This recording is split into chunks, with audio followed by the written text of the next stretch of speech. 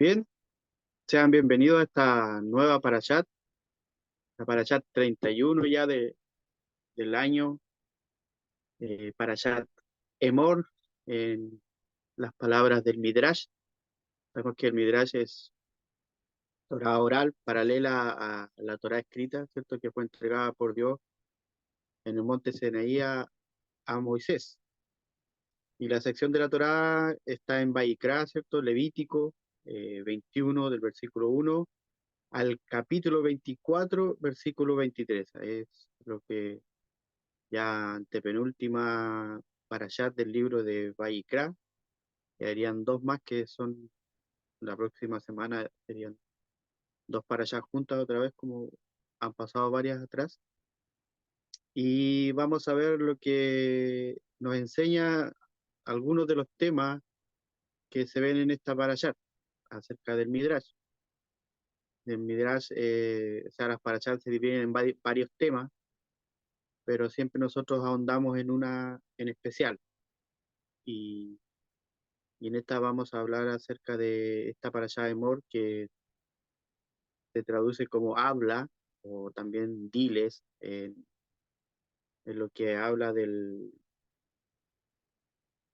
mensaje que Dios le dijo a Moisés para que le diga a los Kohanim, o sacerdotes, es la traducción, y a los hijos de Aarón, o sea, la descendencia. Este va a ser un mensaje que iba a trascender en el tiempo, porque este mensaje era para toda la línea de la familia de Aarón. Y eso entraban también los levitas eh, en estas ordenanzas que se les daba. Entonces dice, diles, Dios le dijo a Moisés, diles a los Coanim, o sacerdotes, hijos de Aarón, y diles, ninguno ha de contaminarse a causa de muerto entre su pueblo, o sea, no tener contacto con un cadáver. Y aquí vamos a ver con quién sí podía tener contacto, con qué tipo de cadáver. Pero primeramente, cuando le habla, la idea era de no contaminarse, porque si recuerdan la paracha anterior, Kedoshim, habla de consagración, de ser santos, consagrados al servicio de Dios, ¿cierto? De estar en el tabernáculo, en el Mishkan. Debía ser de una forma consagrada, ¿no? No así a la ligera como cualquiera lo podría hacer, sino que ellos estaban apartados para el servicio del templo que posteriormente, años después, iba a construir Salomón. Pero en ese tiempo ya estaba el prototipo del templo, que era el tabernáculo, que era el Mishkan, que se le llamaba, y desde ya tenían que llevar por decir, este hábito de ser consagrado antes de entrar al tabernáculo para ofrecer sacrificios o todo el servicio del tabernáculo tenía que ser consagrado. Y eso era importante que lo pudieran enseñar a toda la familia de Aarón. Entonces la repetición del verbo decir, estos diles, enseña que los ancianos deben advertir a los jóvenes para que no se impurifiquen, porque aquí también nombra que a los ancianos se les dijo esto también. Entonces habla hace referencia a las plegarias, ¿cierto? Porque emor, decir, es similar a Martá, que es tú has hablado, que indica alabanza. Eso lo podemos ver en Deuteronomio 26:17. Y los Kohanim no hacen referencia a la Torá. Aarón corresponde a la justicia, dado que Aarón llevaba el pectoral del juicio, ¿cierto? El pectoral que se hablaba en otra parashat. Y asir también significa advertir, o sea, también puede significar iluminar. O sea, podría decirse lo más bien, ilumina a los hijos de Aarón o al linaje de Aarón para que estos eh, puedan proceder de esa forma. ¿Cierto? Se sabía que cuando Eso, esto todo se habla físicamente de las vestimentas, de la purificación del cuerpo y todo, pero hace referencia a todo más importante de la purificación interna del alma, ¿cierto? Porque de ahí donde está nuestra mente, es como el alma, ¿cierto? Y, y a veces nuestra alma está impura. Y la idea principal, y esa es la enseñanza para todos nosotros, porque no tenemos un Mishkan físico, un tabernáculo, un templo físico donde ir y hacer estos oficios, pero nosotros sabemos que todo esto atribuye a lo que es nosotros como alma, porque sabemos que Israel no es un gentilicio de israelita, por ejemplo, de ser porque hayamos nacido allá, o como por ejemplo, cada uno aquí tiene su nacionalidad, ¿cierto? Nosotros como chilenos, porque nacimos aquí en Chile, puede venir un extranjero, ¿cierto? Un inmigrante, pero si sus hijos nacen en Chile, pasan a ser chilenos. Entonces, no es esa la connotación de ser israelita, sino que israelita es una persona que tiene el deseo de la adhesión o de la conexión con el Creador. Ese es un verdadero israelita, porque puede que haya un israelita que haya nacido en Israel, pero no tiene el deseo de conectarse con el Creador. Y entonces ahí entramos nosotros, que nunca hemos nacido en Israel, pero sí tenemos el deseo de conectar con Él. Sentimos una vibración especial, vibramos juntas en el mismo nivel, eh, y por eso pasamos a ser como israelitas. Romanos siempre lo decía, no es israelita el que nació, sino aquel que de corazón y de alma lo siente así. Nosotros por algo estamos aquí, los reunimos en esto porque nosotros lo sentimos así. Entonces así este versículo enseña que el anciano, el sadik, ¿cierto? El justo, debe iluminar las plegarias de los jóvenes, la gente común inspirándola, a la gente común, ¿cierto? Inspirándola para que no se impurifique, que para que cuide el pacto que Dios hizo con el pueblo, ¿cierto? De Israel en esos tiempos, y eso va para nosotros también, y de esta manera todos seremos capaces de recibir esta iluminación de un sadik y poder iluminar a los demás, ¿cierto? Entonces, eso era lo que el mandato que Moisés recibió de parte de Dios para que le diera al, al pueblo de Israel. Entonces, el tercer libro, ¿cierto? Que estamos ya casi terminando, eh, faltando dos para shot, perdón, para terminar. Encierra el contenido siempre principal del el pedido de santidad. Siempre en todo este libro hemos visto el tema principal de este libro es que el sacerdote, el sumo sacerdote, ¿cierto? Y los levitas y todos los que oficiaban en el tabernáculo, se les hacía es como mandato, este pedido, esta sugerencia, esta recomendación de entrar puro a oficiar este acto. Entonces, el contenido principal, el pedido de santidad, este pedido fue formulado a los pies del Sinaí, ¿cierto? Cuando Dios le dice al pueblo de Israel por medio de Moisés, vosotros seréis para mí un reino de nobles y una nación santa, o una nación consagrada. Eso lo podemos ver en Shemot 19, versículo 6, si usted lo quiere revisar.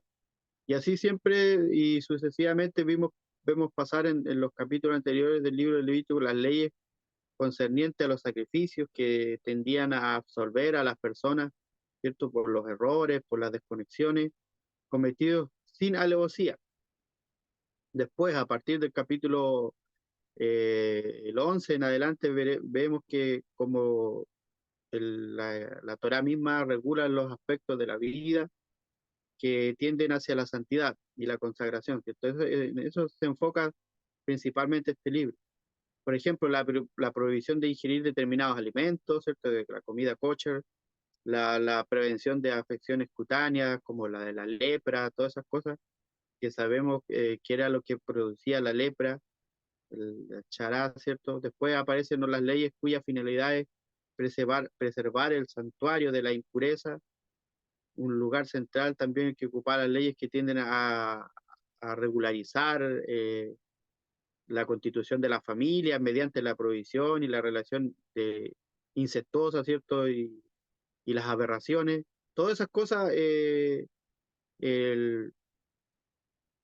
fue en capítulos anteriores se le da gran importancia, o sea, era importante que un sacerdote, y sumo sacerdote y todos los que estaban al servicio del Mishkan tomaran en cuenta todas estas prohibiciones, entre comillas, para poder oficiar en el templo, el tabernáculo. Y había gran castigo si es que no se hacía. Eh, ese tiempo era rígido y no era cualquier cosa. O sea, entonces ahora a partir del capítulo 21 y hasta el 24, el tema central será la consagración de los sacerdotes. O sea, en este caso, en ese tiempo eran los hijos de Aarón, ¿cierto? Aarón era el sumo sacerdote en Cohen Gadol, y los Kohanim, que es el plural de sacerdotes, ¿cierto? Eran los hijos de Aarón, y más allá iban a ser la descendencia de los hijos de Aarón y así toda la línea de su familia.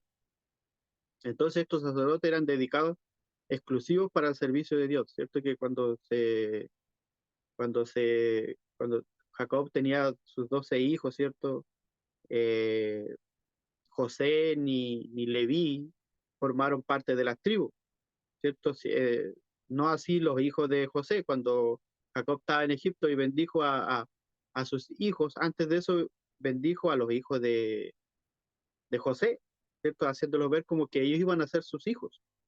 Y cada uno de ellos, Efraín y Manasés, fueron los que obtuvieron por decir así, el título de tribu.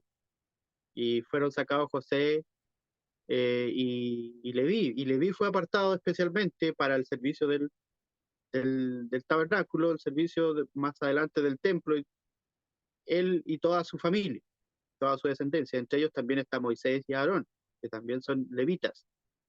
Pero Moisés en ese tiempo era el líder, era el vocero, por decir así, de Dios mismo, y Aarón, como el hijo mayor, el anciano que predominaba por la tribu de Leví, era el Cohen Gadol o sumo sacerdote, y sus hijos, los Coanim o sacerdotes. Y entonces ese es un poco dando referencia de por qué estos hombres eran tan importantes, eran apartados para el servicio de Dios. Ellos no tenían tierras, no tenían posesiones, era una de las condiciones de poder ofrecer, pero sí vivían en el palacio, sí vivían en comodidad, en cercanos a Dios. Y todos los demás, todo el pueblo, todas las demás tribus tenían que alimentar. Entonces, entonces Dios enseña al pueblo las normas de conducta concerniente y especial para preservar la santidad del Mishkan, del tabernáculo, ¿cierto? Que simbolizaba la presencia divina en el medio del campamento de Israel. Y por último, en el capítulo 25 hasta el final del libro, el tema será la consagración de la tierra de promisión, ¿cierto? Mediante los años sabáticos y de los jubileos, que eso ya es otro tema. Entonces, eso era en cuanto a como un resumen de lo que trata este libro, esta parashat, perdón, y el libro en general, dando algunas pinceladas a lo que queda del libro y a lo que vimos anteriormente, para ir viendo cuál es la importancia de este libro, el libro de Vaikra o Levítico, como se le llama comúnmente. Entonces, el nombre de cada sección de la Torá, ¿cierto?, tiene un significado muy íntimo y relacionado con los conceptos que en la misma parashá se trata. La sección en curso toca diversos temas y todos ellos tienen como eje la denominación de la sección que los engloba en general. Entonces, justamente Emor, literalmente Emor significa decir, voz que tiene una connotación de presente constante. ¿Qué quiere decir esto? Que en el tiempo que se diga es un, como una voz con connotación de prioridad. O sea, a ver, aquí no dice le dirás ni les dijiste, sino que decir está en constante presente. Entonces, es importante que es aplicable en todo tiempo y en todo lugar. Ese es el significado de Emor. Una idea que por sí sola es insuficiente, ¿cierto? Si tiene una idea realmente válida, dando ejemplo a nosotros, para ponernos en el lugar de algo de que tenemos que decir, si tienes una idea realmente válida, tienes que expresarla y darla a conocer.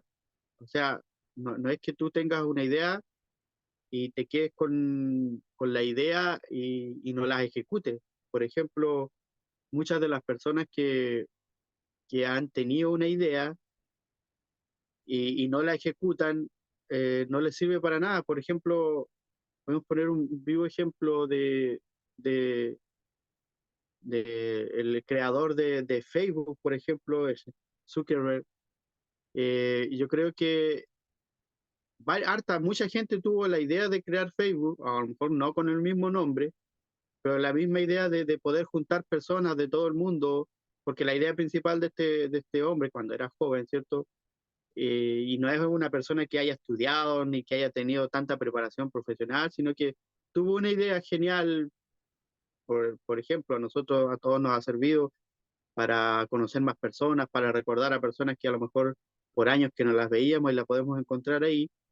Y entonces el hombre, siempre cuando hay una idea que tenga la connotación de ayudar a los demás, esa idea, si se ejecuta, va a producir, se va a expandir. Entonces, como les digo, como un ejemplo, quizás hubieron muchas personas con la misma idea, pero no la ejecutaron como la hizo este hombre y sabemos lo que hoy en día es Facebook, una de las franquicias de redes sociales que más vale. O sea, que si usted le pregunta cuánto es su ganancia de este hombre, se sorprendería. Son muchos millones de dólares. Entonces, no quiero decir que usted empiece ahora a hacer una red social y se haga rico con eso, sino que estoy hablando de las ideas, del decir. Si usted tiene algo que decir, no se quede con eso porque hay otro que también se le fue dada esa idea y si él la ejecuta, ya no va a ser una idea propia de usted, sino que ya le ganaron por decir así, el pase.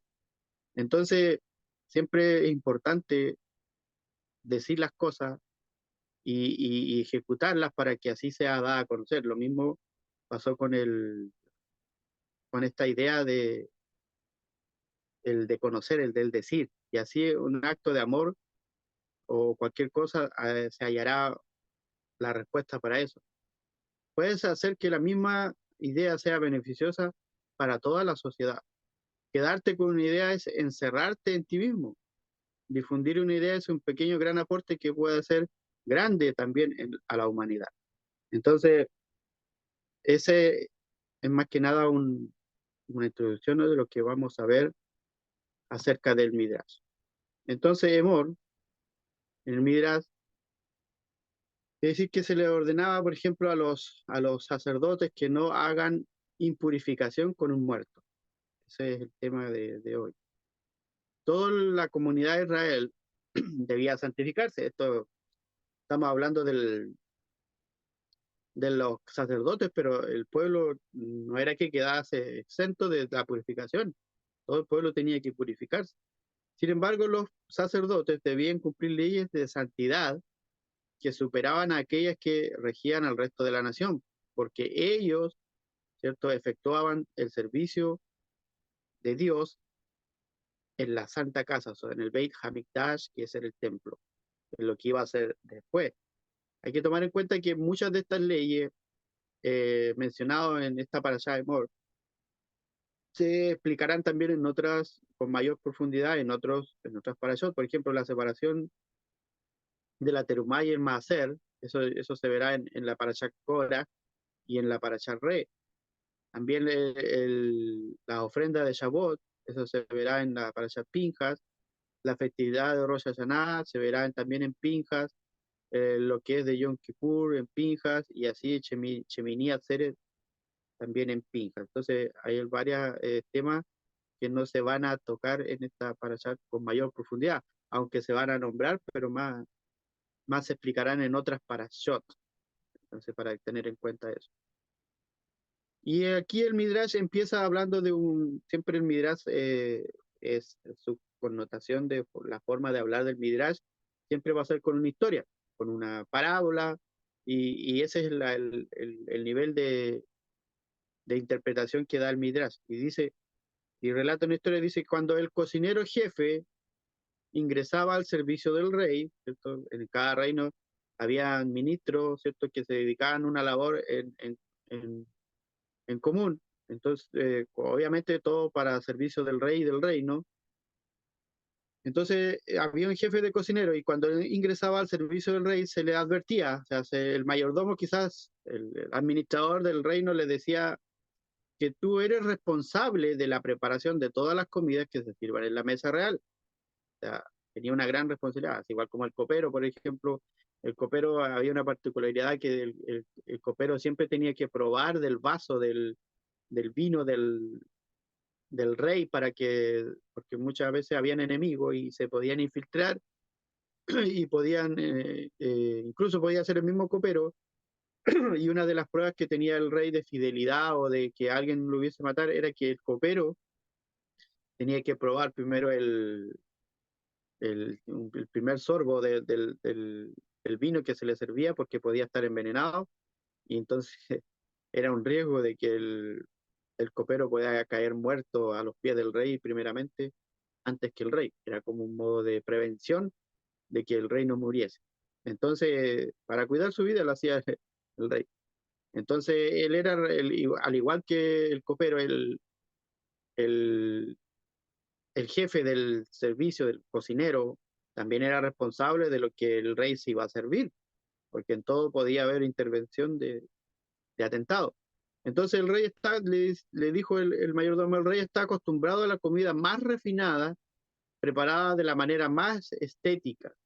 En caso de alguna vez tocases un cadáver mientras realizas las compras en el mercado, por dando el ejemplo, su olor se impregnará, o sea, el olor del muerto, de la mortandad, de la pudredumbre, ¿cierto? De la descomposición del muerto, se le impregnará en su cuerpo, en sus manos, ¿cierto? Y el rey lo iba a notar.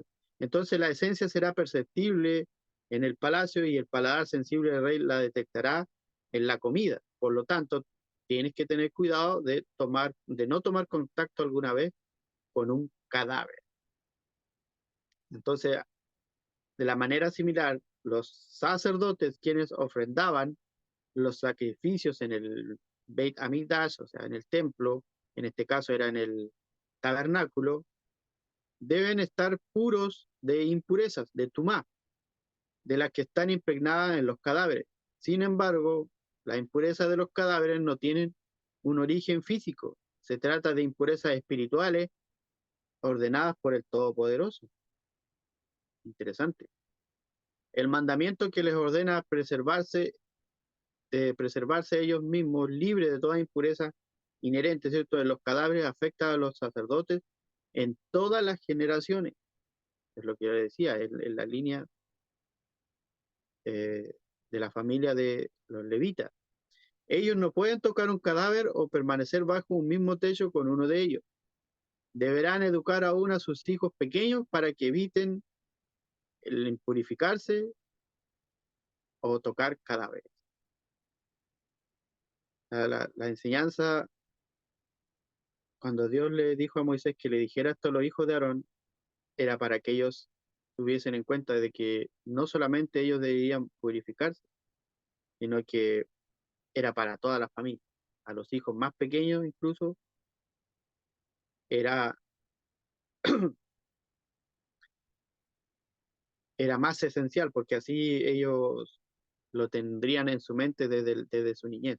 No era algo que se le iba a imponer desde grande. Es muy difícil a veces cuando nosotros no sabemos algo y se nos da una prohibición o algo así, cuando ya tenemos una cierta edad, porque ya estamos formados de alguna forma, en nuestra mente eh, tenemos enseñanza o paradigma, como se le llama en nuestra mente, y viene algo nuevo que es para nuestro bien, pero a nosotros nos incomoda, es muy difícil seguirlo, es muy difícil llevarlo a cabo porque es algo nuevo e imponible. En cambio, cuando usted nace con eso, usted se le enseña desde pequeño, se le forma como un hábito de vida y ya es más fácil. Por eso es importante que a sus hijos, usted, como lo veíamos en parachas anteriores, le enseñe la Torá, le enseñe los significados profundos, lo- lo- los simbolismos que tiene esta historia, que se habla de la Torá, para que el niño, el joven, lo vaya asimilando desde ya de la niñez como algo habitual para su vida, como algo que es primordial en su vida. Entonces, en este caso, las leyes de la pureza de los sacerdotes no rigen para las mujeres. Aquí en ese tiempo era así la ordenanza. La esposa o la hija de un Cohen que pueden tocar un cadáver, para ello hay dos razones. O sea, un esposo sí podía tocar el cadáver de su mujer, o sea, de un familiar directo. Punto uno de las razones. Las mujeres no realizan la abodá en el Beit Hamikdash y por lo tanto no necesitan mantener el alto nivel de pureza de los Kohanim, hombres que efectúan el servicio, ¿cierto? O sea, ellos no hacían lo que es la purificación, ellas cuando había un leproso, por ejemplo, porque también eso es impureza, ellos no eran llevados o no tenían que dirigirse a una mujer, ellos tenían que ir donde el sumo sacerdote. Entonces era una de las razones. La segunda razón, desde Javá, ¿cierto? Eva, la primera mujer que causó la muerte a toda la humanidad, las mujeres perdieron el privilegio de participar en la santidad que se le adquiere al proteger uno mismo del contacto con los cadáveres.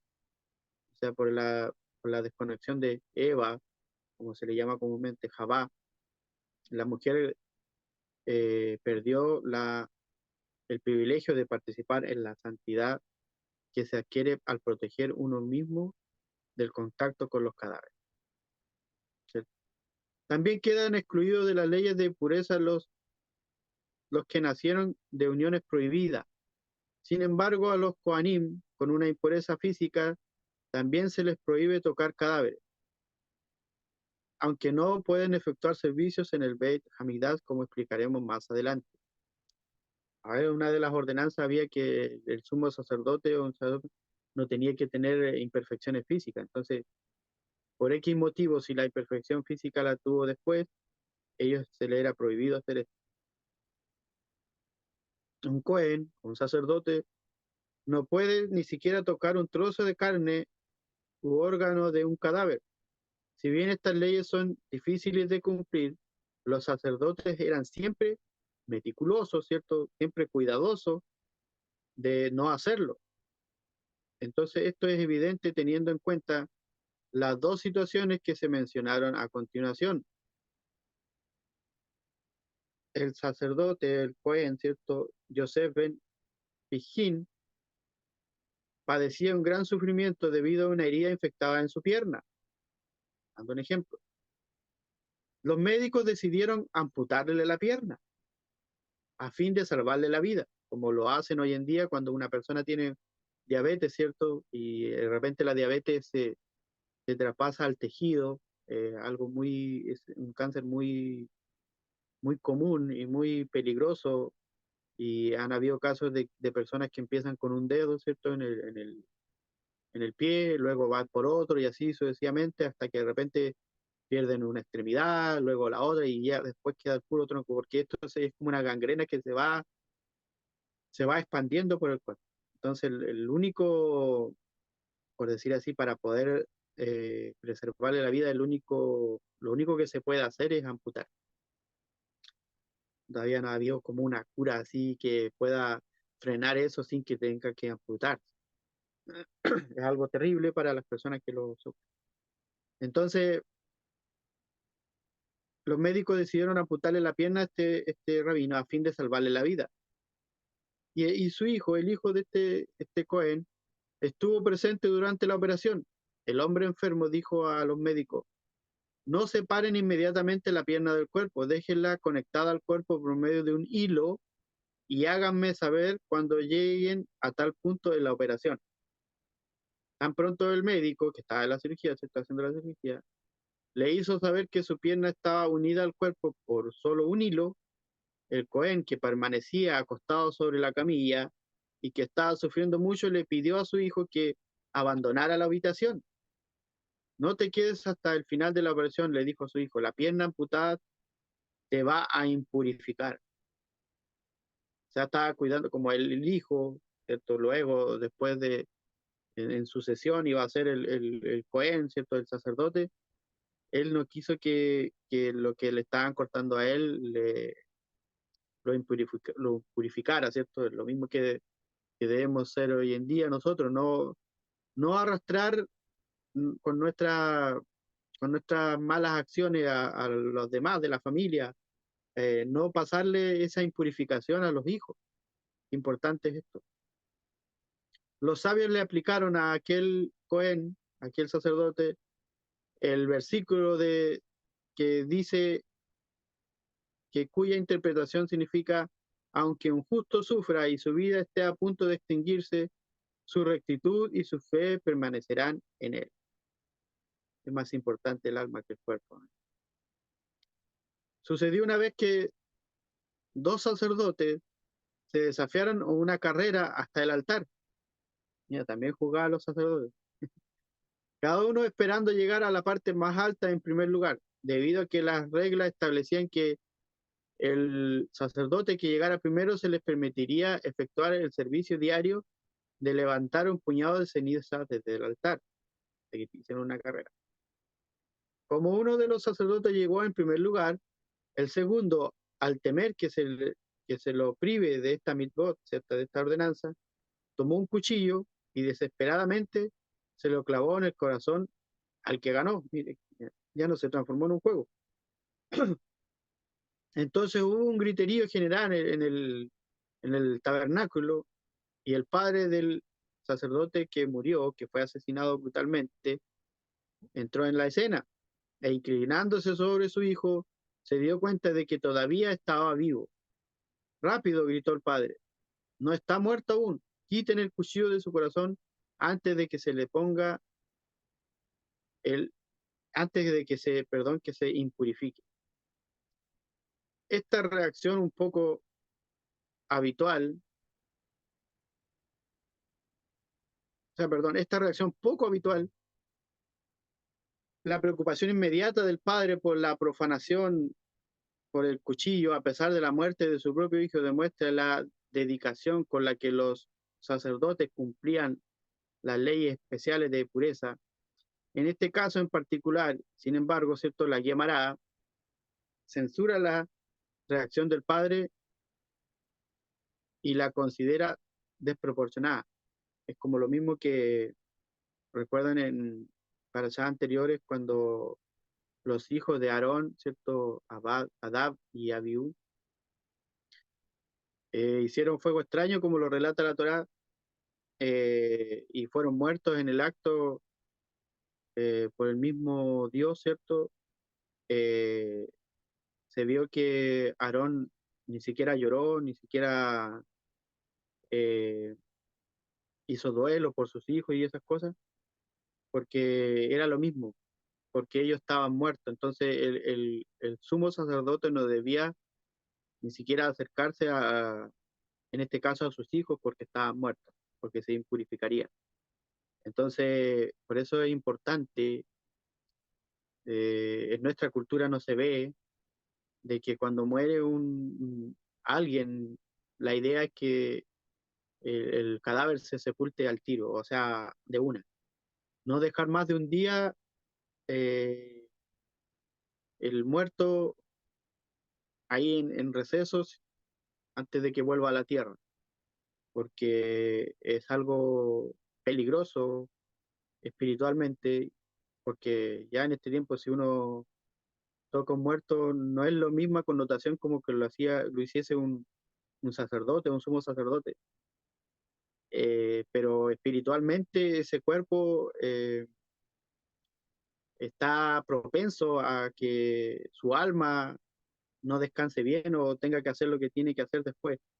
Entonces, hay un pasaje en el Nuevo Testamento, como se le llama, que hubo un hombre que mintió a los apóstoles, ¿cierto? El apóstol Pedro en ese tiempo era como el líder.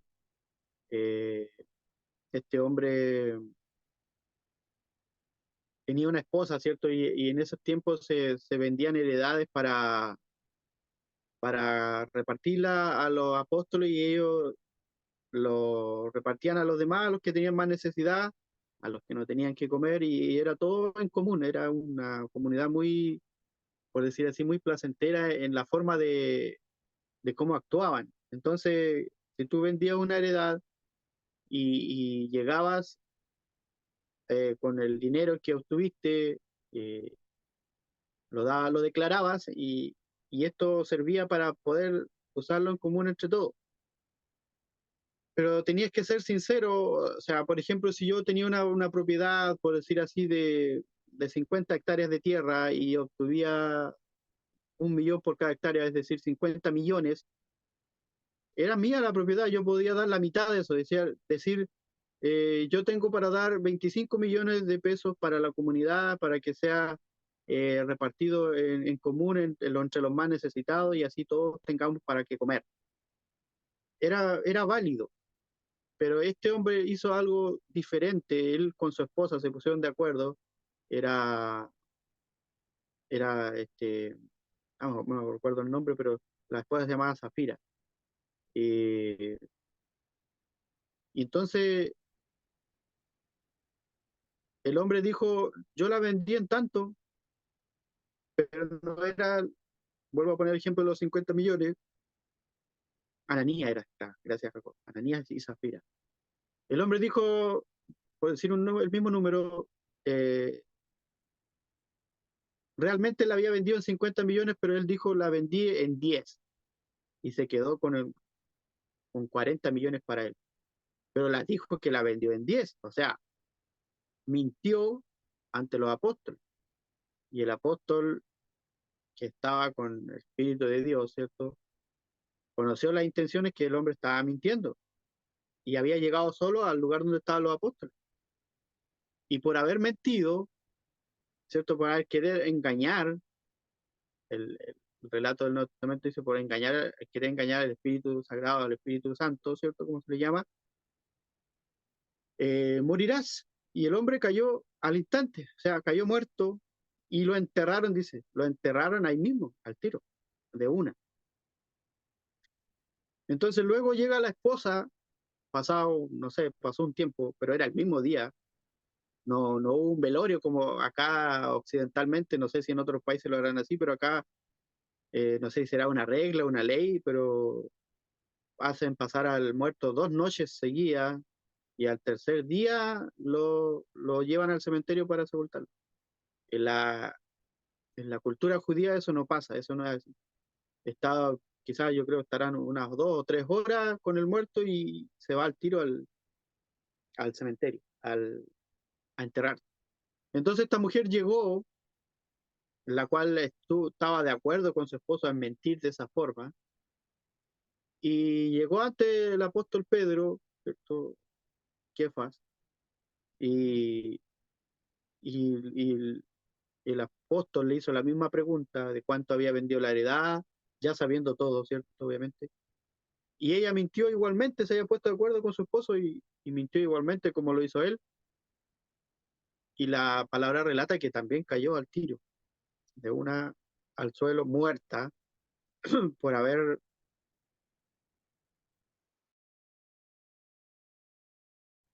ingenuamente engañar al Espíritu Divino.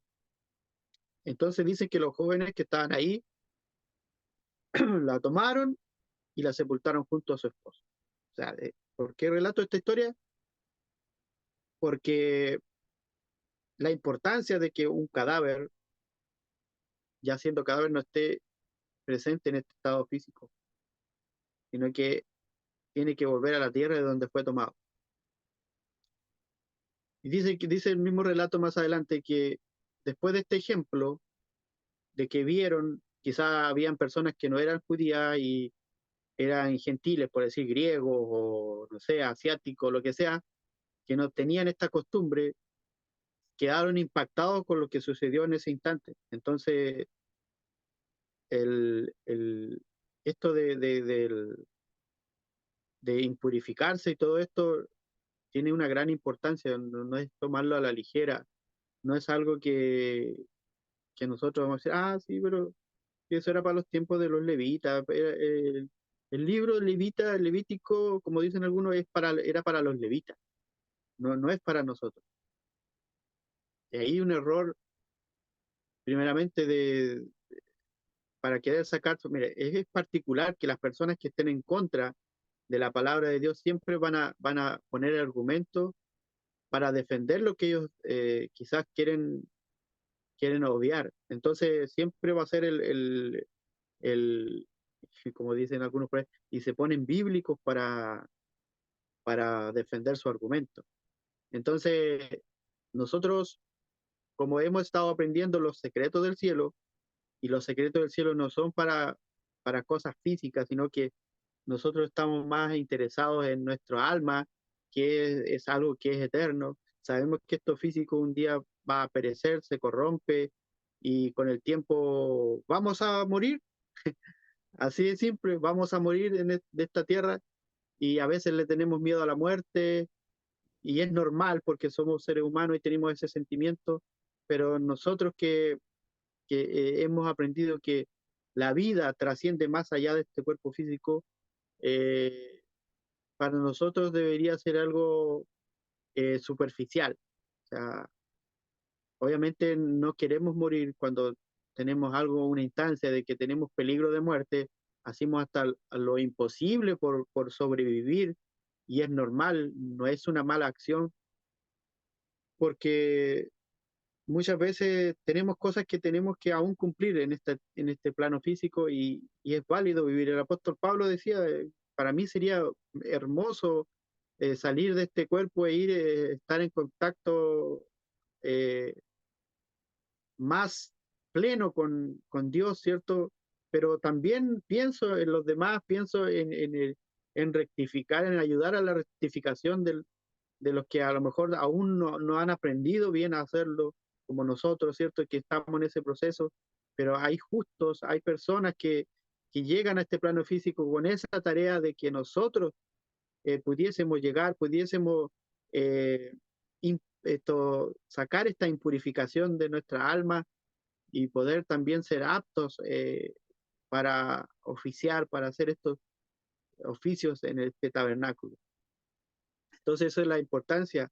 Ese es lo que más debemos darle importancia nosotros de más que una purificación del cuerpo, aunque es importante porque lo hemos hecho y se nos enseña cada vez que tenemos que hacerlo, pero, pero podemos hacerlo 1000 veces en un año, purificarnos cada vez en 1000 veces, ¿cierto? El cuerpo, pero si nuestra alma no ha sido purificada, no nos sirve de nada. El apóstol Pablo decía, yo puedo ser quemado, puedo dar mi cuerpo hasta que lo maten, pero si el amor que yo tengo que dar no está en mí, no me sirve de nada. Y todo eso conlleva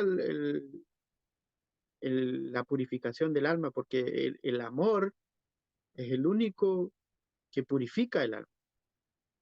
Por eso que siempre Dios lo pone como primordial en el primer mandamiento, amarás, amarás. Entonces, lo pone en primer lugar porque todo eso es como el primer paso esencial para purificarse. Yo por amor a las demás personas hago cosas. Nosotros por amor a los demás damos estas clases con nuestras muchas incapacidades, pero para allá vamos, en paso a perfeccionar. Entonces, el hecho de que un asesinato cometido en el medio del pueblo de Israel, ¿cierto? Lo debería haber impactado fuertemente, como debería haber pasado con Aarón, ¿cierto? Por sus hijos, Más allá de la preocupación por el cuchillo, por consiguiente la Guiamara critica a la generación por no haber sido lo suficientemente sensible a las atrocidades de las matanzas. Entonces, obviamente es una injusticia, ¿cierto? El asesinato, ¿cierto? De otras personas, pero en cuanto a las muertes, a las vidas, nosotros ya no podemos intervenir porque eso está en las manos de Dios. Nosotros no somos quien para tomar una vida. Por eso, eh, siempre nuestras relaciones con los demás tiene que ser el dar vida, no el quitarla.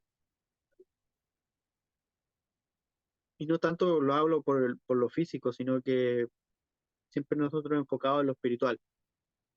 Y el dar vida a los demás son estas clases, son estas enseñanzas, porque no le pasa a usted que cuando usted escucha algo nuevo de una enseñanza, a lo mejor algo nuevo, a lo mejor que algo ya que ha escuchado, pero con una explicación que usted la pueda comprender, ¿no le pasa que usted se siente más revitalizado, que hay una energía especial que lo va revitalizando y ya le acompaña toda la semana y ya con las ansias de esperar una próxima enseñanza o cuando lee algo, cuando en la semana ve videos de enseñanza de los secretos del cielo y cosas así? Es algo que es maravilloso, de una energía especial. Quizás en un rato uno puede levantarse en la mañana con sueño, medio cansado, medio dormitado, porque a lo mejor no descansó bien, pero llega a la clase o ve algo que le impacta en la palabra de Dios y la energía vuelve. La energía de la palabra, de las letras hebreas, es algo maravilloso. Así que esta ha sido la enseñanza del día de hoy. La, no estar en contacto con lo que produce muerte. Y como les vuelvo a repetir, no es tanto que hablemos de algo físico, de la muerte física, sino que algo que mate espiritualmente. Siempre nosotros fuimos comisionados en esta tierra como justos para dar vida, para que los demás se purifiquen, ¿cierto? Y ellos también puedan ser iluminados y dar vida por medio de las enseñanzas del cielo. Entonces, hasta aquí es la clase el día de hoy. Doy gracias a todos por su asistencia. Si hay alguien que quiera decir algo, alguna pregunta, algún comentario constructivo, no hay comentarios que destruyan, sino que aquí siempre todos somos uno y pensamos siempre en el avanzar, no en el retroceder. Así que adelante, ustedes tienen la palabra.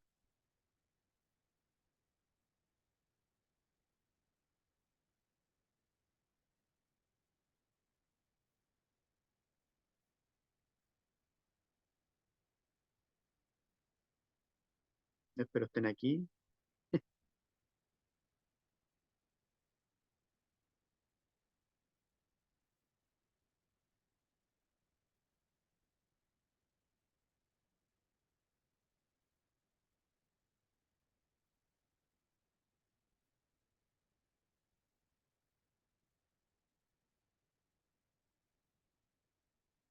Bueno, al no haber nada, entonces vamos a dar término a esta clase de la Parashat Emor, del parte del Midrash, y sean todos bendecidos, tengan un hermoso término de Shabbat. Hoy en día todavía queda harto, así que disfrútenlo, compartan cuando se suban estas clases con sus amigos, con sus familiares, y gracias a ustedes también por estar presentes y por sus buenos deseos. Así que Shabbat Shalom, sean todos bendecidos y ya más tarde estará la clase disponible para los que no pudieron.